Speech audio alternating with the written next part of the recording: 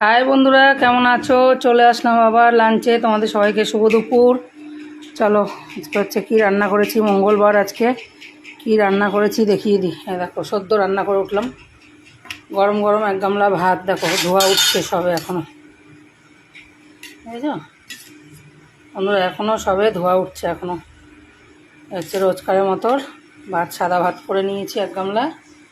সঙ্গে রয়েছে দেখো একদম আমার ফেভারিট জিনিস, দেখো বরবটি আলু দিয়ে শুকনো শুকনো করে টমেটো দিয়ে আদা বাটা কাঁচা লঙ্কা চিড়ে চচ্চড়ি করে নিয়েছি।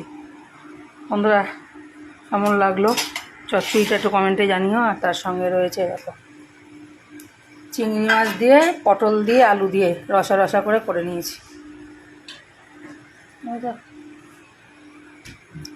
এই হচ্ছে আজকে রান্না। বন্ধুরা কেমন লাগলো? যদি ভালো লেগে থাকে তাহলে লাইক করো, পাশে থেকো।